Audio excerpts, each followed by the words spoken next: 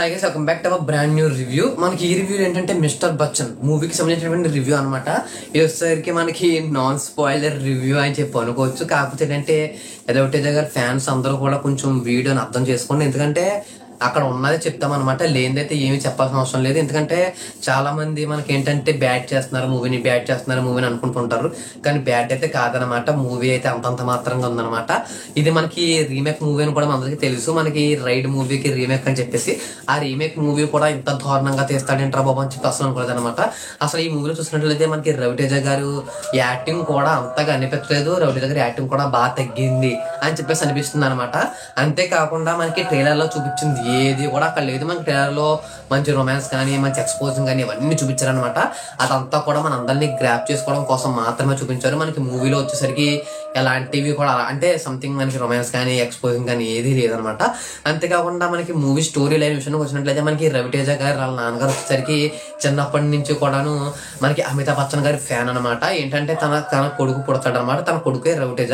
తన రవితేజకి అమితాబ్ బచ్చన్ అని చెప్పి పేరు పెడదామని చెప్పేసి మనం అనుకుంటాడు అనమాట. కాకపోతే మన రవితేజ ఏంటంటే నేను అమితాబ్ బచ్చన్ అని కాదు మిస్టర్ బచ్చన్ అని పేరు పెట్టుకుంటానని చెప్పి మిస్టర్ బచ్చన్ అని చెప్పేసి పేరు అయితే పెట్టుకుంటాడు అనమాట. అలా పేరు పెట్టుకున్న తర్వాత మనోడు మంచి ఇన్కమ్ ట్యాక్స్ రైడర్ కింద అయితే మారుతాడు, డిపార్ట్మెంట్ కింద. మనోడు అనుకున్నటువంటి నిజాయితీ వల్ల మనోడిని సస్పెండ్ చేయాల్సి అయితే వస్తుంది అనమాట.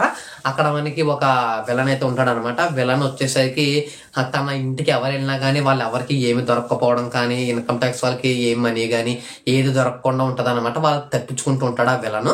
కాబట్టి ఆ విలన్ని పట్టించడం కోసమే మన రవితేజ గారిని మళ్ళీ డ్యూటీలోకి జాయిన్ చేసి మనోడిని వాళ్ళ ఇంటికి అయితే పంపుతారనమాట.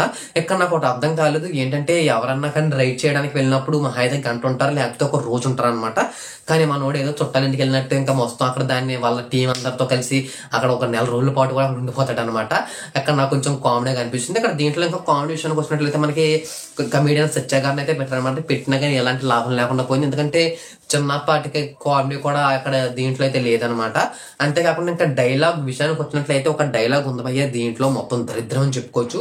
అసలు డైలాగే ఏది బాగాలేదనమాట. అసలు బాగాలేదు, డైలాగ్ రైటింగ్ కానీ ఏది కూడా బాగాలేదనమాట. స్క్రీన్ ప్లే మాత్రం అంతంత మాత్రంగా అయితే స్క్రీన్ ప్లే అయితే ఉందనమాట. నేను రవితేజ గారి మూవీ ఎలా అయితే ఎక్స్పెక్ట్ చేయలేదు, అసలు ఎలా చెప్తానని చెప్పేసి కూడా అనుకోలేదు అనమాట. కానీ మూవీ అయితే ఆ విధంగా ఉందని అయితే చెప్పుకోవచ్చు.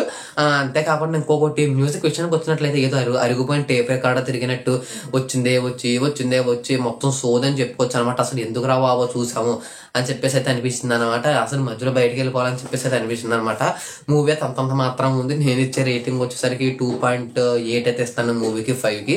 ఎందుకంటే కొద్దిగా పర్లేదు, రవితేజ గారిని చూసి ఇవ్వచ్చు, మీరు వెళ్ళి చూడొచ్చు అనమాట. కాకపోతే చాలా మంది బయట మీరు ఒక బిర్యానీ కొనుక్కొని తినండి ఆ డబ్బులతో, అదే బెస్ట్ అని చెప్పేసి అంటున్నారు. కానీ నేనైతే అలా చెప్పను, ఎందుకంటే ఫ్యాన్స్ అందరూ ఖచ్చితంగా వెళ్ళి చూడండి. మూవీ కూడా అంటే అంతంత మాత్రంగా ఉంది. మాకు నచ్చకపోయినా మీకు నచ్చే ఛాన్సెస్ ఉంటుంది, కాబట్టి ఒకసారి మీరు కూడా వెళ్ళి చూడండి. రివ్యూస్ చూసి వెళ్ళొద్దురా బాబు అని చెప్పేసి అసలు అనుకోవద్దు, ఎందుకంటే ఒక్కొక్కరికి ఒక్కొక్క type of kind of content అనేది నచ్చుతారు అనమాట. కాబట్టి మీరు కూడా ఒకసారి వెళ్ళి చూడండి, నచ్చిందో లేదో కామెంట్ అయితే చేసి చెప్పండి. సాయంత్రం డబుల్ స్పాట్ మూవీ రివ్యూ రాబోతుంది, కాబట్టి లైక్ చేసి సబ్స్క్రైబ్ చేసుకోండి.